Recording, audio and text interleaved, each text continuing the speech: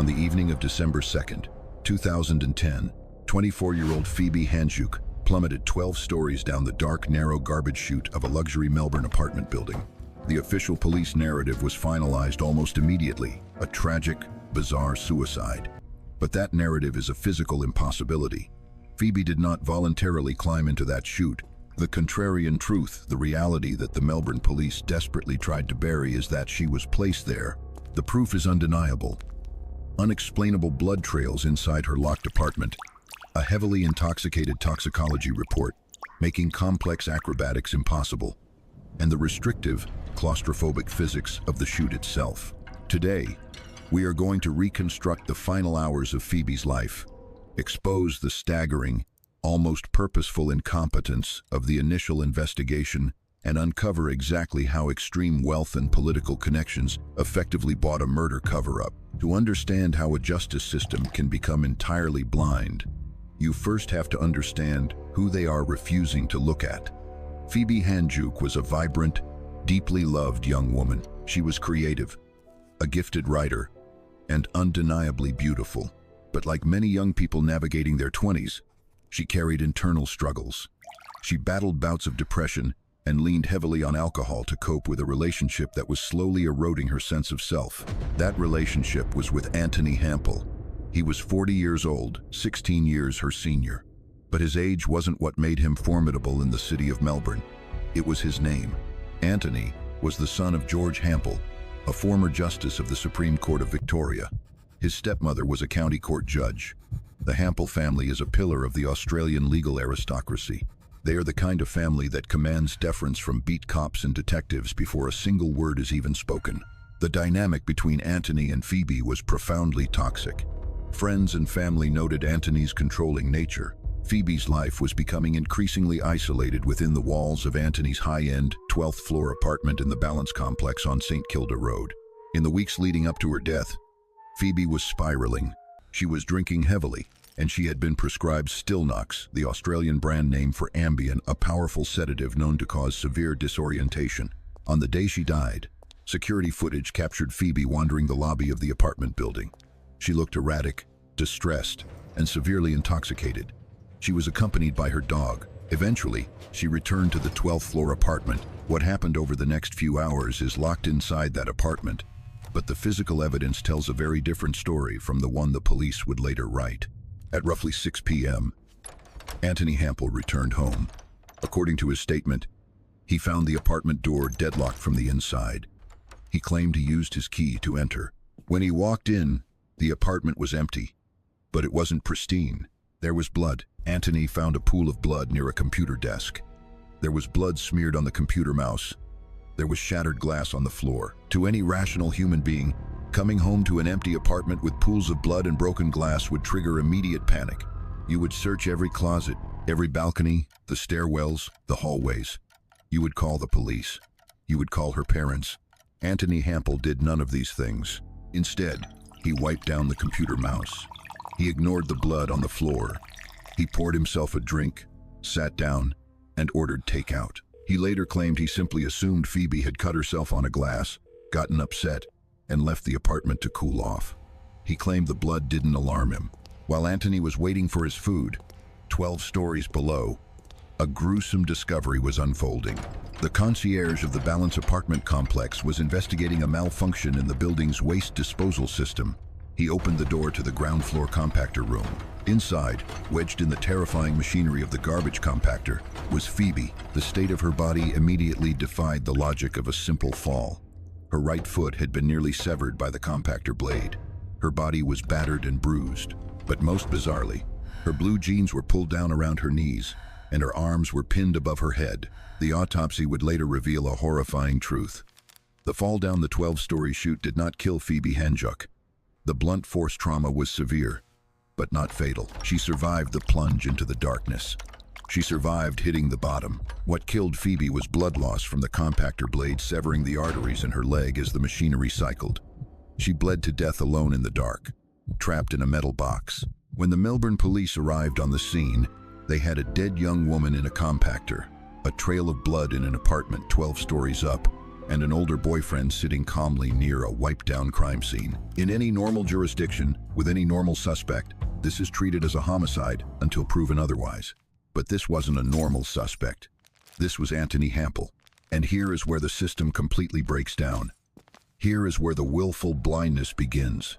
The responding officers treated the scene not as a murder, but as a tragic nuisance. They did not immediately secure the apartment as a crime scene. They allowed Antony to move freely.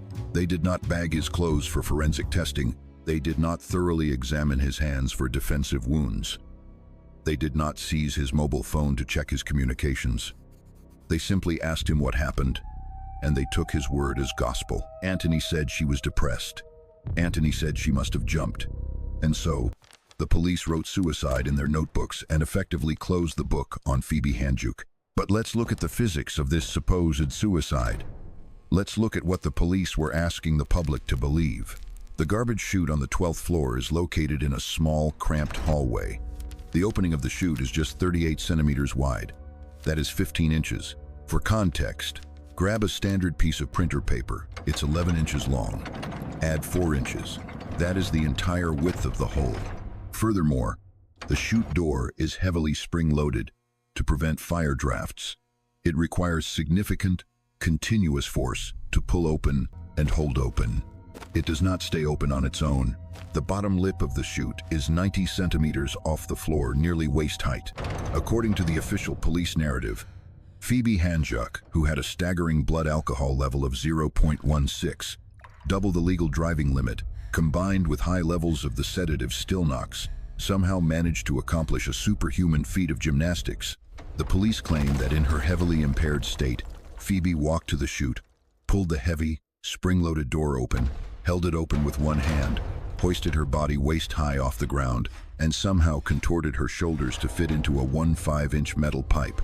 She then allegedly fed herself into the chute feet first. But wait, it gets completely impossible, because the chute door was found closed. If she went in feet first, holding the door open, the heavy metal door would have slammed shut on her arms or head as she fell. If she went in head first, her legs would have been pinned by the door. Independent biomechanical experts, hired years later by Phoebe's desperate family, attempted to recreate this scenario. They built an exact replica of the chute. They hired athletic, sober young women of Phoebe's exact height and weight, and asked them to climb inside. The women struggled, even perfectly sober, with full coordination, pulling the heavy door, lifting their weight, and navigating the incredibly tight squeeze was agonizingly difficult. Several test subjects couldn't do it at all. Those who did manage to get inside ended up covered in bruises from the sheer mechanical effort of forcing a human body through that restrictive space. Yet, when the coroner examined Phoebe's body, she had severe bruising from the fall, but absolutely no bruising on her upper arms or shoulders consistent with struggling against a heavy metal door. Furthermore, forensic investigators eventually tested the chute door. There were no fingerprints belonging to Phoebe Handsjuk on the handle. There were no fingerprints on the metal rim. How does a woman who can barely walk straight perfectly execute a flawless, zero-contact gymnastics routine into a tiny metal tube, letting the heavy door snap perfectly shut behind her without leaving a single fingerprint? She doesn't. It is physically impossible. You cannot accidentally fall into this chute. You cannot easily climb into it. The only logical, physical way a human body enters that 1.5-inch pipe without leaving fingerprints on the heavy door is if someone else is holding the door open. Someone else who is pushing them inside. And what about her jeans? When Phoebe was found, her jeans were pulled down around her knees. The police claimed the friction of the fall pulled her pants down. But experts proved that a smooth metal chute does not generate the specific, localized friction required to perfectly unbutton, unzip, and pull down tight denim jeans without also shredding her shirt, which was entirely intact. Her jeans were pulled down before she entered the chute. This brings us to the outrage, the absolute, soul-crushing failure of the justice system to ask a single hard question of a wealthy man. The police entirely ignored the blood in the apartment. They never adequately explained how broken glass and pooled blood on a computer desk fit into a suicide narrative. They never questioned why a man would come home to a bloody apartment and order takeout. The police relied entirely on Antony's claim that the apartment was deadlocked from the inside, proving no one else was there. But the lock on that apartment door could be engaged from the outside using a key. Antony had a key. The police never even bothered to test the locking mechanism to see if his story held up. They just believed him. The Hampel family name acted as an invisible shield. Detectives didn't want to ruffle the feathers of a former Supreme Court justice. They didn't want to bring the wrath of the city's legal elite down on their precinct. So, they chose the path of least resistance. They blamed the dead girl. They weaponized her history of depression and her intoxication, using it as a convenient carpet under which to sweep a glaringly obvious homicide. Phoebe's family, led by her fiercely determined mother Lorna Handsjuk, refused to accept this insulting narrative. They spent their life savings fighting the state. They hired private investigators. They hired biomechanical engineers. They gathered the evidence the police deliberately ignored. They forced a coronial inquest. In a courtroom setting, the evidence of the impossible physics, the missing fingerprints, the uninvestigated blood, and the bizarre behavior of Antony Hampel was laid bare. The public finally saw the gaping holes in the police work. The lead detective on the case was forced to admit on the stand that his investigation was flawed, that he had failed to secure the scene properly, and that he had made assumptions based on Phoebe's mental health history. But if you think an inquest means justice, you underestimate the power of the elite protecting their own. Antony Hampel hired one of the most expensive, aggressive defense barristers in the country to represent him at the inquest, despite not officially being on trial. The coroner overseeing the inquest, Peter White, was a man who moved in the exact same legal circles as Antony's father. When Coroner White delivered his final ruling, it left the courtroom in stunned silence. He ruled out foul play. He ruled out homicide. But even he couldn't bring himself to confirm the physical impossibility of a conscious suicide. Instead, Coroner White delivered a ruling so baffling, so utterly devoid of logic, that it felt like a slap in the face to anyone with a functioning brain.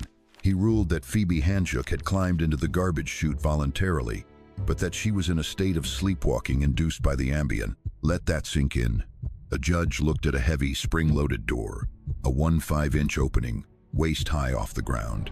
He looked at a woman with a blood alcohol level twice the legal limit, and he ruled that while entirely unconscious, she flawlessly navigated a complex physical obstacle course, managed not to leave a single fingerprint, and plunged to her death by accident. It was a legal contortion designed solely to protect the police from a gross negligence lawsuit and to protect Antony Hampel from a murder charge.